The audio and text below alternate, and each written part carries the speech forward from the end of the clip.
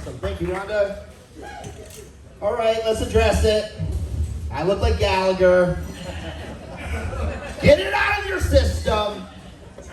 My life is one giant case of mistaken identity. Everywhere I go, mistaken identity. Gallagher. People always tell me I look like Jason Segel from How I Met Your Mother and Forgetting Sarah Marshall.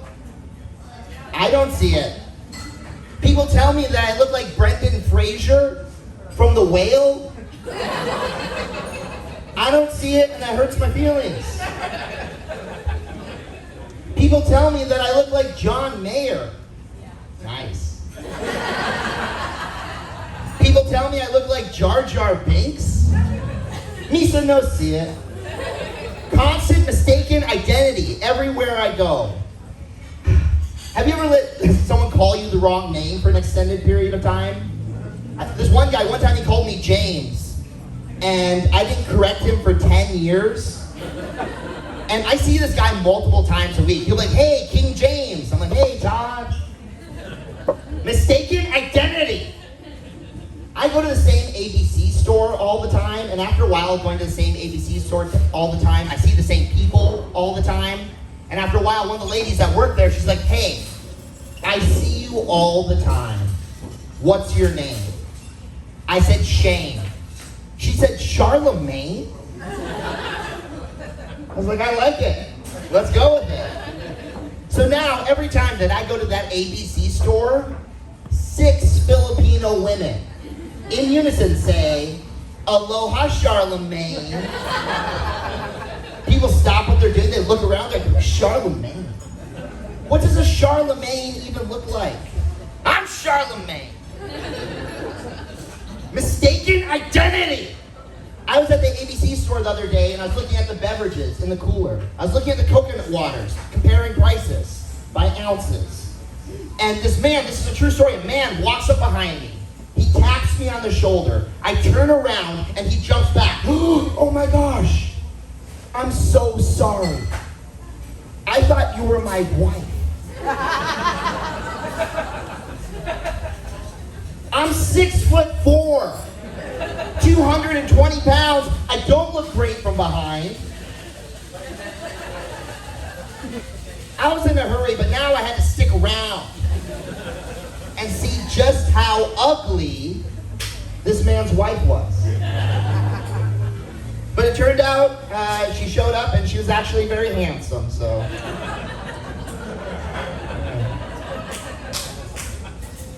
The other day I got a Clue Pork Locomoco at my ABC store. I go across the street to Charlie Young, and it's like 8 in the morning, and a homeless man walks up to me, and this dude is shredded, right? Like, have you guys seen the homeless dudes in Kihei? They're ripped, right? Like, this dude has 8-pack abs, and he walks right up to me, gets nose to nose with me, and he says, "Let's go, you big titty bitch!" Which hurt my feelings. And for a moment I was like, I'm gonna fight this guy. Let's scrap, dude. And I was like, no, Shane, don't fight him. Because if you fight this dude, someone's gonna videotape it. Everyone has a phone nowadays. Someone's gonna videotape it. It's gonna end up on YouTube. And the video's gonna be titled, 2 homeless dudes fighting on the beach. It's not how I wanna make it. It's not fair. I thought today can't get any worse, right? I'm walking on the beach, I'm like a little scared because he's still behind me, and then a pretty girl starts walking towards me. And she looks me dead in the eyes and she waves at me like this. I was like, oh hell yeah, today's getting better. So I waved back at her like this. And then I realized she was not waving at me. She was getting hair off her fingers. Idiot, God.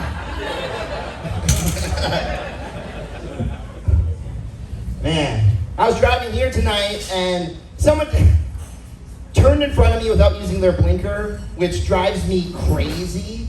And then they get in front of me after cutting me off and I read their bumper sticker and it says, coexist. I was like, I feel like you're not trying. I'd like a little bit more effort if you're gonna put that bumper sticker on.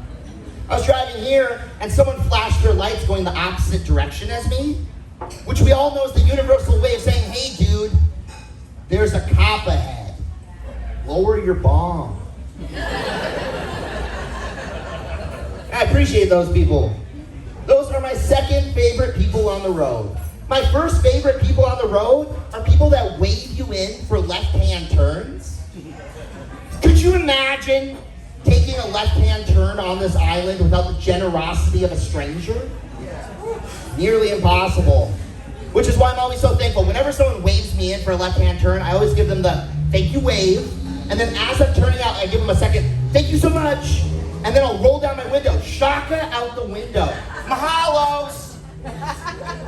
If I run into them later on at the grocery store, I drop down to one knee. And I tell them, from this day until my last day, my life is yours. I'm so thankful. Yeah, I'm so thankful to live on Maui, dude. I have a good life. I'm super stoked to live here, and things are working out. Something I've always wanted. I was born in '92. I'm a 90s. Do we have any 90s babies here tonight? Hell yeah, dude. And as a 90s baby, we all have one thing in common, which is we always wanted an ant farm, right? Is everyone here familiar with ant farms? Man, dude, I wanted an ant farm so bad growing up. But my parents never let me get an ant farm. But now, life is good, dude. I'm 32 years old. I live in paradise. I have my own job. I have my own house. And guess what? I have an ant farm. They're free range.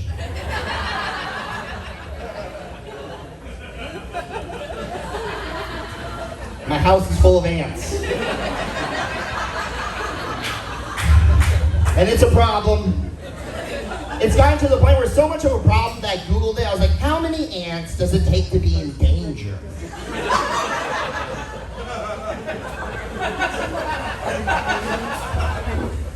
There's a calculator on Google. You put your height in, you put your weight in, you put your sex in, how much you have sex, a lot. And it will tell you how many ants it takes to be in danger. 250,000 ants could pick me up and carry me away. Yeah, I'm 20,000 ants away from disaster. I'm 20,000 ants from waking up in a Gulliver situation, tied to my bed. Uh-oh. Imagine for a moment, imagine me tied to my bed, surrounded by an army of ants. And there's a little ant on my nose, the prince of the ants. He's on my nose, he's looking down at me. He has a rapier, which is a type of sword. And he says to me, "Oh, you left some butter and jam out on the corner. I built an army." You're probably wondering, Shane, how did you come up with your ant accent? Marijuana. And also, I feel like ants, if they did have accents, they'd be similar to a British accent, right? Ants and British people actually have a lot in common the more you think about it. Like, for example, both ants and the British are colonizers. They have a queen. They have terrible teeth.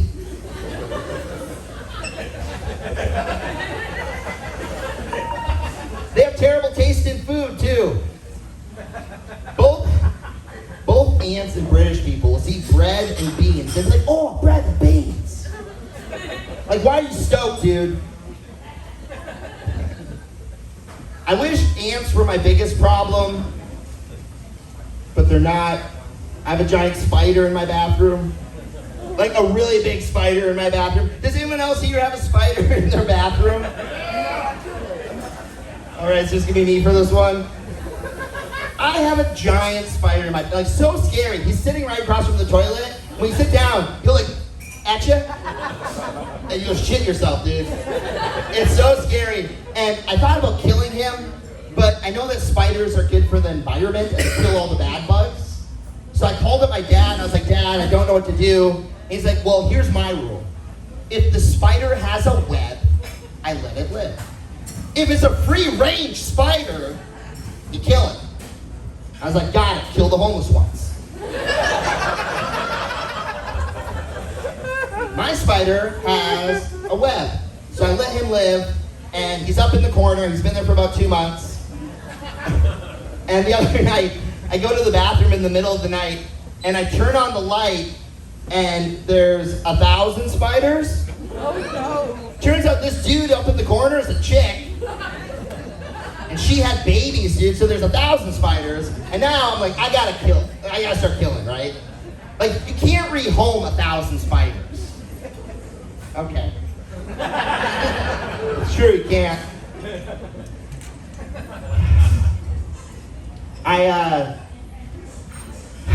Sometimes I get recognized, believe it or not, mostly from Costco.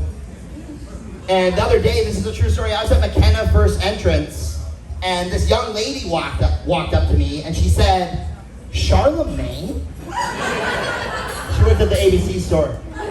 She said, Charlemagne, I saw you do stand-up comedy. I think you're super funny and super handsome. And then she, over my board shorts, over my swimming trunks, grabs my wiener.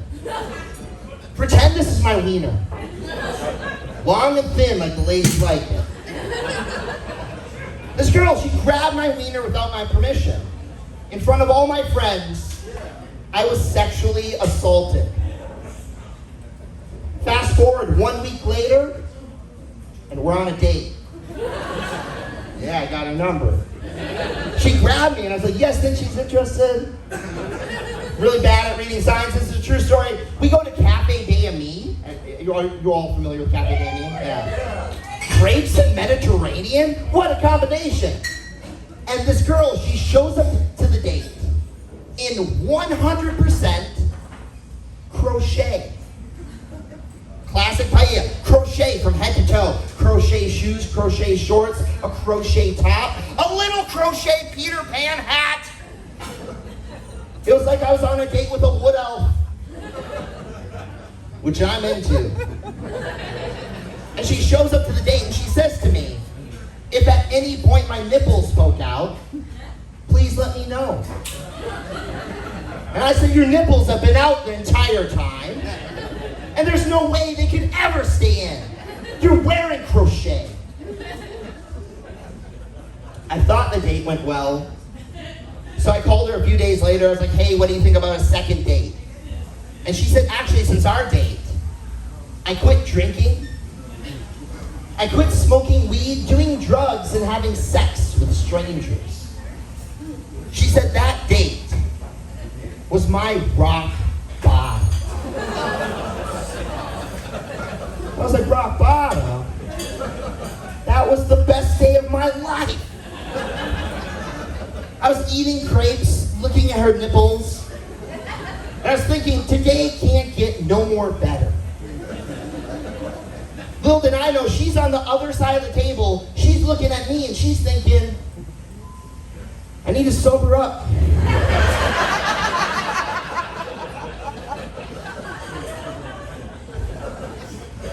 I need to call my family. I haven't talked to my parents in forever. Go ahead, call your family. Your parents won't answer. They're not talking to you.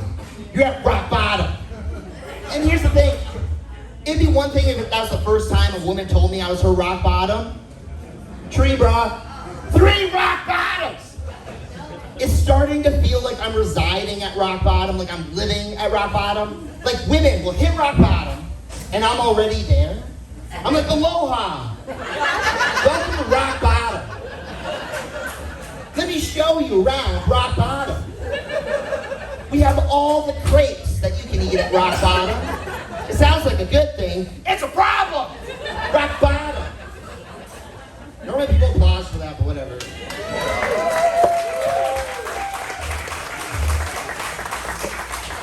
Rock bottom, dude. Are there any billionaire CEOs in the crowd tonight? Yeah.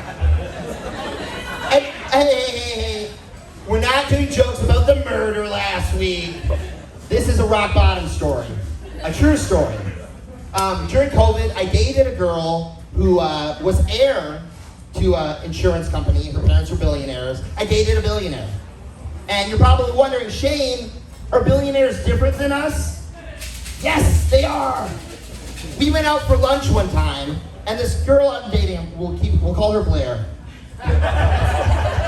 It's really close to her real name.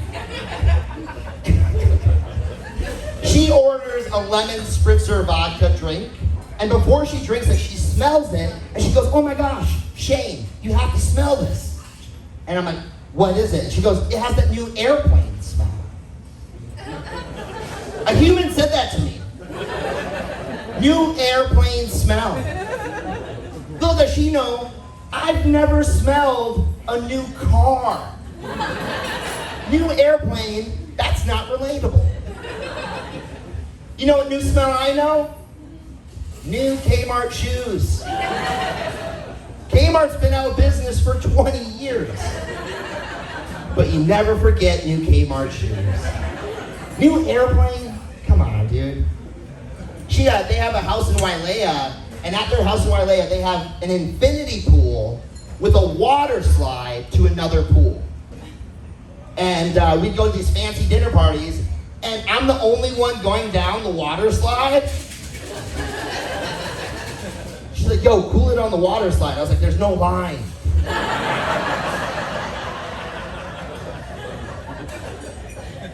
Safe to say I was her rock bottom.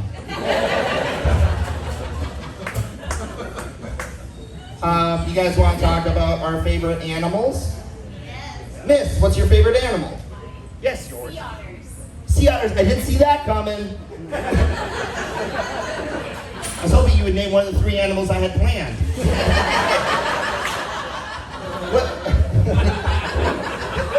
What do you like about bears? No. What is it about? Sea otters are incredibly cute. Do you like them because they use their hands? Yeah.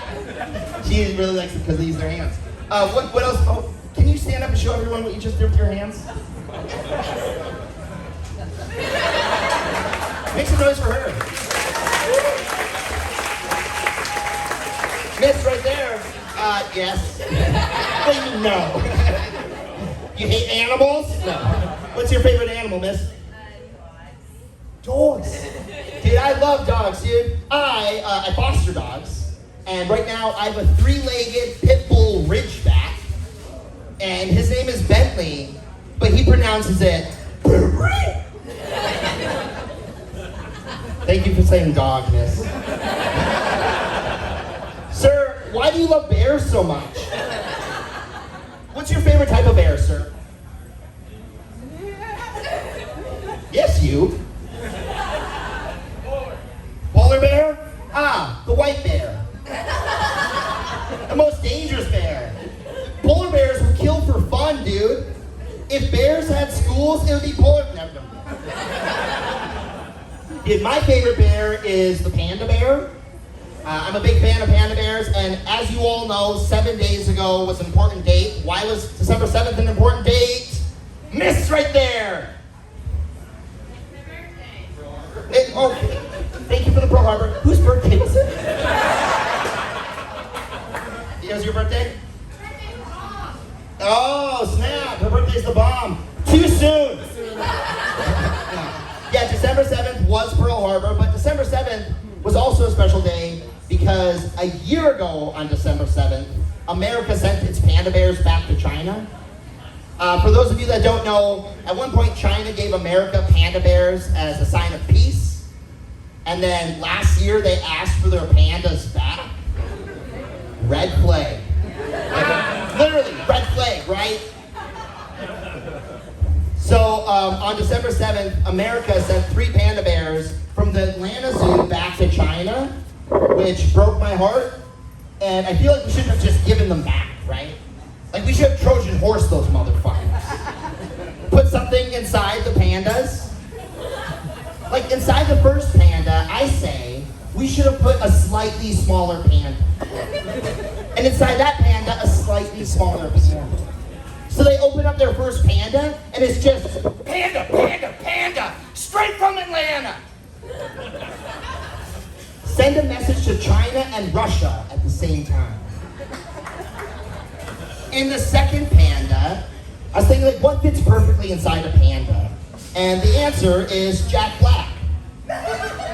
Think about Jack Black's body for a moment. He's a fucking panda, dude. Not just any panda, Kung Fu Panda. Yeah, that's right. Inside the third panda, I was like, what would be the perfect thing to put inside this final panda? And I was thinking maybe a Ratatouille situation where it's like a panda puppet controlled by an army of ants. And you're wondering now, is Shane gonna do more ant material? Yes.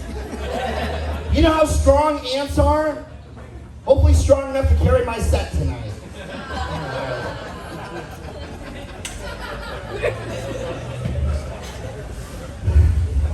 One more rock bottom story. It's the saddest of all of them. I met this girl on Tinder, and we had sex. That's right, I had sex. Yeah. We had sex, and then right after having sex, we went for a nighttime stroll on the beach. And we're holding hands, we're walking on the beach. I thought it was romantic, and out of nowhere, for no reason, she looks at me and she says, Charlemagne. She worked at the ABC store. She said, Charlemagne, you're the fattest guy that I've ever had sex with. I was like, what? That really hurt my feelings. And for a moment I thought about fighting her. I was like, I should fight this bitch. And I was like, no, Charlemagne, don't fight her. Because if you fight her, someone's gonna whip out their camera. They're gonna videotape it. It's gonna end up on YouTube. And the video's gonna be titled, Two Big Titty Bitches Fighting on the Beach. My name's Shane Alger.